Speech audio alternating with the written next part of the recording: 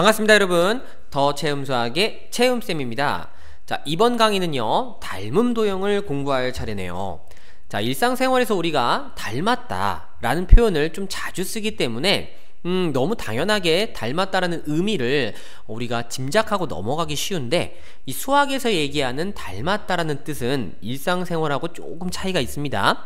그러니까 일상생활에서는 비슷하게 보이면 닮았다라고 얘기하죠. 그러나 수학에서는 그 비슷하다는 의미가 조금 달라요. 정확하게 어떻게 다른지 그것부터 한번 선생님이 이야기해 보도록 하겠습니다.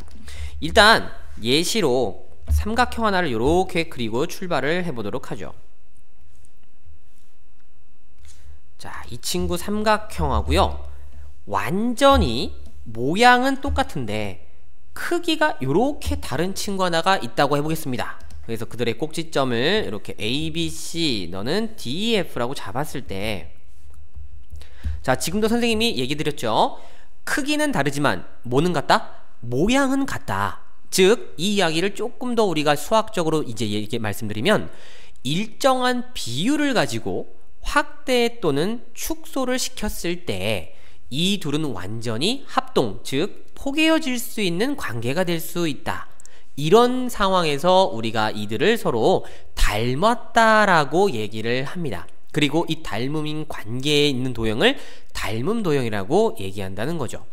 그래서 자, 반드시 기억을 하셔야 되는 특징입니다. 크기는 같지 않아도 됩니다. 그쵸? 하지만 모양 자체는 절대 다르면 안 된다는 거, 요 관계가 닮음 관계의 포인트다 정리하시면 될 것 같아요. 자, 그래서 이걸 기호로 우리가 어떻게 쓸 거냐면요, 삼각형 ABC는 삼각형 DEF와 서로 닮았다라고 해서 요렇게 S자를 옆으로 눕힌 요런 기호를 사용합니다. 그래서 삼각형 ABC와 삼각형 DEF가 닮음이다 하고 요렇게 읽어주시면 될 것 같아요. 그리고 참고로 요 닮음을 우리가 표현할 때 꼭지점의 순서를 대응하는 순서대로 맞춰서 하는 걸 약속으로 합니다. 그래서 보시면 알겠지만 꼭지점 A와 동일한 모양의 위치에 존재하고 있는 게 D죠. 그 다음에 B하고 E하고 같고요. 마찬가지로 C와 F가 대응하는 점이라는 걸 볼 수 있습니다. 그래서 순서를 이렇게 이쁘게 대응하는 순서대로 적어주는 것이 원칙이다. 뭐 이런 거예요. 그래서 마저 이것도 얘기를 해보면 이들이 서로 대응점이라는 걸 알 수가 있고요. 그 다음에 선분 AC하고 DF 요 두 개가 서로 뭡니까? 대응변이겠죠. 그리고 각 B하고 각 E하고 둘이 놓고 봤을 때 너랑 너가 대응각이다 라는 걸 우리가 얘기할 수 있습니다. 자, 여기서 이제 특징이 하나 나옵니다. 선생님이 특징을 바로 말씀드려 볼게요. 이 닮음 도형에서의 대응하는 변과 대응하는 각에는요 아주 중요한 두 가지 성질이 있는데, 첫 번째는 대응하는 변은요 길이 자체가 당연히 다를 수 있습니다. 왜? 크기는 다르니까요. 그쵸? 하지만 이 대응변의 길이에 뭐가 항상 같아야 되냐? 바로 B는 일정해야 됩니다. 자, 이게 왜 그런가 하니 선생님 아까 설명드렸다시피 적당히 확대 또는 축소를 시켰다라고 말씀드렸거든요. 그러니까 이 축소 또는 확대를 할 때 변들 전부 다 일정한 비율로 변화된다는 뜻이에요. 그래서 요걸 이제 기호로 나타내 주냐면 선분 AB와 대응되는 DE, 너희들의 B는 ABCD, 요 BC라고 먼저 해보죠. BC와 EF 대응하는 변이 닮음의 B, 그 다음에 이 친구 AC와 DF의 B, 이 세 개가 전부 어떻다? 전부 다 같더라. 그리고 참고로 요 B를요 우리가 닮음 B라고 얘기를 합니다. 그러니까 닮음 B라는 건 반드시 대응하는 대응변의 길이로서 얘기를 해준다라는 거, 요것도 좀 정리를 해두세요. 그래서 대응되는 변의 길이의 B, 이걸 우리가 닮음 B라고 한다 이거죠. 그리고 두 번째는 대응각의 성질인데, 자, 각은 어떨까요 여러분?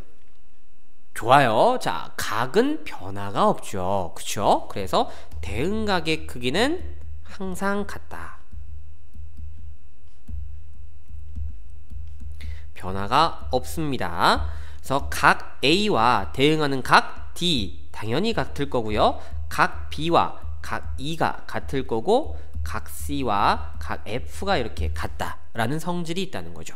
그래서 보다시피 이렇게 닮음이라는 게 정확하게 뭘 의미하는지, 그리고 어떤 성질을 갖고 있는지, 닮은 비가 무엇인지까지 말씀을 드려봤어요. 그럼 만약에 닮은 비가, 선생님 잠깐 퀴즈입니다. 자, 1대1 닮음이다. 이게 무슨 뜻일까요? 닮은 비가 1대1이라는 건 길이가 서로 완전히 똑같다는 뜻이거든요. 오케이. 서로 완전히 똑같은 닮은 길이가 1대1이 있는 도형은 합동이죠. 합동. 그래서 우리가 합동을 1대1의 닮음이다 라고도 얘기를 하기로 합니다. 오케이. 자, 그러면 이런 닮음 상황이요, 꼭 평면에서만 있을 필요는 없겠죠. 당연히 입체 도형에서도 적용이 될 겁니다. 그래서 선생님이 미리 좀 그림을 그려놨어요. 자, 보시다시피 이렇게 직육면체가 이 입체 도형을 대표하는 어떤 도형이, 닮음 도형이 이렇게 있을 때 우리가 이들은 또 어떤 성질이 있을 것이냐. 첫 번째, 자, 여러분도 보다시피 AB 혹은 A-B- 이렇게 대응되는 모서리, 자, 이 모서리는 당연히 길이가 다를 겁니다. 뭐 각양각색이겠죠. 하지만 대응되는 모서리들, 또 이들 간에는 길이의 어떤 일정한 비가 있을 것이고, 그 비가 항상 어떨 거다? 그래요, 일정하다라는 걸 또 볼 수가 있겠죠. 대응하는 모서리의 길이의 비가 마찬가지로 일정하겠다라는 겁니다. 그 다음 두 번째, 얘네들 대응하는, 이번에는 면을 좀 볼 건데, 자, 요 밑면 하나 볼까요? 자, 이 친구 밑면, 그리고 너에도 밑면, 즉 대응하는 면을 본다는 겁니다. 대응되는 면 끼리는 서로 어떤 관계가 있을까요? 당연히 크기가 다르지만 비율이 같기 때문에, 그렇죠, 대응하는 면 서로 닮은 관계에 있다. 이렇게 우리가 또 정리할 수 있습니다.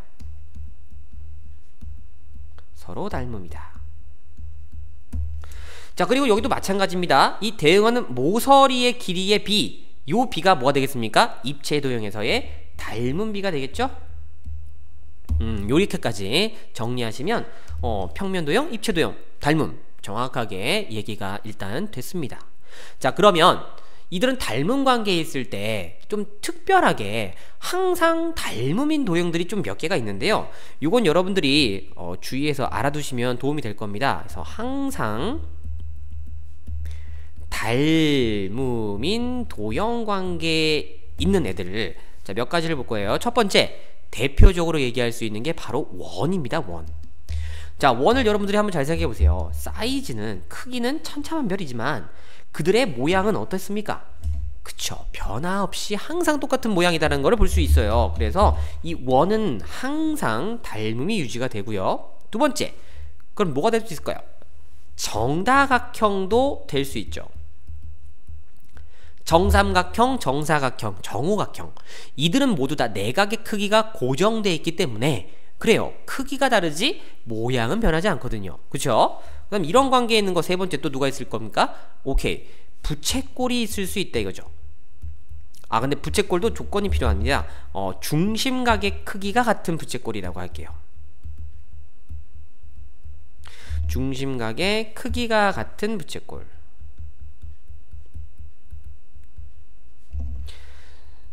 자, 어떻게 보면 사실 부채꼴은 이제 원에서부터 파생한 거라서 원과 같은 성질을 갖고 있을 거거든요. 그래서 중심각만 딱 똑같아지면 그들의 크기는 달라도 모양은 같다는 거를 짐작할 수 있을 거예요. 그리고 마지막으로 네 번째는 뭐가 있을 겁니까? 직각 이등변 삼각형이 있습니다. 자, 이 직각 이등변 삼각형 또한 비슷한 원리예요. 그림을 이렇게 마저 그려보면,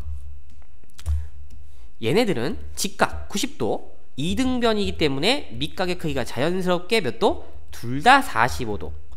그러니까 결국 직각 이등변 삼각형은 이 세 각의 크기를 벗어날 수가 없거든요. 무조건 닮음일 수밖에 없다는 겁니다. 자, 그래서 이 네 가지가 이 가장 대표하는 닮음인 도형, 평면 도형이고요. 평면에서 이루어지는 도형이고요. 그 다음에 입체 도형을 이제 살펴보면, 입체 도형, 자, 원과 비슷한 느낌의 도형 있죠? 바로 축구공 같은 거 생각하시면 됩니다. 그럼 이 친구도 마찬가지입니다. 사이즈가 달라도 모양은 항상 똑같을 거예요. 그리고 여섯 번째로 정다면체가 있을 수 있습니다. 우리 정다면체는 5가지가 있다는 거를 예전에 학습을 했죠. 정사면체, 정팔면체, 몇 면체입니까? 8면체, 6면체가 있네요. 6면체, 8면체, 12면체, 정 20면체까지 요 5가지는 항상 사이즈를 이렇게 슉슉 바꿔도 그 크기가 달라져도 모양은 똑같다는 거 마찬가지로 알 수 있습니다. 자, 이렇게 대표적인 6가지의 항상 닮음인 도형들, 자, 요거 간혹 이제 또 질문으로 나오기 때문에 요건 기억을 해 주시면 도움 될 거고요. 자, 그리고 마지막으로 이런 닮음 도형에 있는 도형들은 어떠한 또 넓이와 부피의 성질들을 갖고 있는지 요걸 선생님이 주의 깊게 한번 살펴보겠습니다. 그래서 닮음 도형에서의 넓이와 부피의 관계, 요렇게 제목을 적어보고 출발을 해보죠. 자, 어려운 도형으로 설명드리는 것보다 가장 간단한 도형으로 일단 이해를 목적으로 하시는 게 좋을 것 같아요. 그래서 닮음인 정사각형 2개가 이렇게 있다고 해보겠습니다. 닮음입니다. 그리고 닮음 비를 1대2로 해보겠습니다. 그러면 닮음 비는 대응되는 변의 길이의 비니까 당연히 이 친구를 이렇게 1로 잡으면 너희들 길이가 2로 요렇게 된다는 것을 우리가 알 수 있죠. 그리고 얘네들 보조선으로 요렇게 잘라보면 결과적으로 우리는 이 친구 4개로 이루어져 있다는 것도 알 수가 있어요. 그쵸? 직접적으로 넓이를 한번 계산해 보겠습니다. 가로 세로 곱하면 됩니다. 당연히 넓이 1이죠. 그럼 이 친구는 2 곱하기 2니까 당연히 2의 제곱이 될 겁니다. 자, 근데 실제로 여기도 1도 원래는 1 2번 곱한 거니까 1의 제곱이라고 써주면 닮은 비가 1대2인 어떤 도형의 관계에서는 닮은 비, 그들의 넓이의 비가, 자, 어떻게 된다는 걸 볼 수 있습니까? 닮은 비를 그래요, 제곱시켰다는 거를 우리가 볼 수가 있죠. 자, 그럼 이런 현상이 우연의 일치냐? 아닙니다.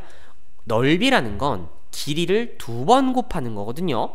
그럼 닮은 비라는 건 대응되는 변의 길이에 비해요. 즉 이런 비를 갖고 있는 변을 2번 곱할 수밖에 없다라는 겁니다. 그러니 당연히 넓이는 닮음의 몇 제곱이다? 2제곱에 비례한다 라는 관계의 정리를 우리가 또 해줄 수가 있다 이거죠. 그러면 참고로 이 문제에서 나중에 또 대응되는 변이 아니라 전체 도형의 둘레의 길이의 비를 물어볼 수도 있거든요. 근데 결국에 둘레라는 건 또 뭡니까? 둘레는 결국 길이잖아요, 길이. 그 얘기는 둘레의 비도 닮음의 비와 똑같을 거다라는 게 결론이겠죠? 그래서 둘레까지도 함께 같이 정리를 해두도록 합니다. 자, 그 다음 이제 넘어가서 얘네들을 또 입체로 만들어 봅니다. 자, 선생님 미리 그림을 좀 준비해봤어요.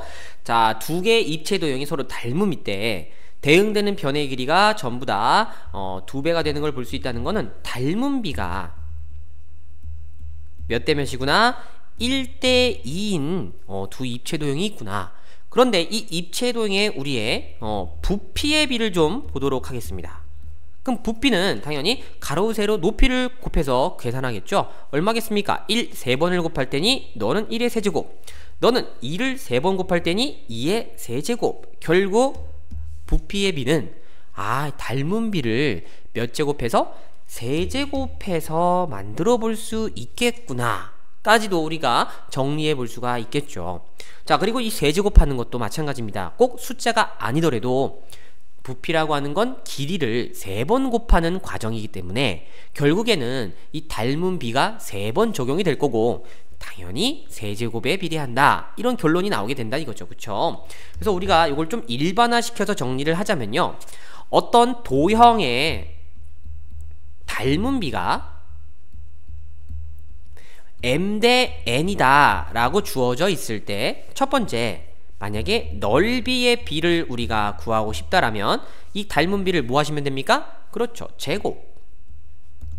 제곱에 비례한다. 만약에 이 두 도형이 입체 도형이었다. 그러면 그 두 입체 도형의 부피의 비는 어떻게 될 것이냐? 당연히 세제곱해서 만들어줄 수 있다. 요게 바로 닮은 비를 이용하여 넓이와 부피의 비를 우리가 알아낼 수 있는 관계가 되어지는 겁니다. 자, 이렇게 해서 닮은 도형이 갖고 있는 정의, 성질, 그들의 특징까지 한번 살펴봤고요. 이 내용들 잘 적용해서 이제 뒤에 이어지는 문제들을 풀 거니까 내용 숙지를 꼭 정확하게 해놓도록 하세요.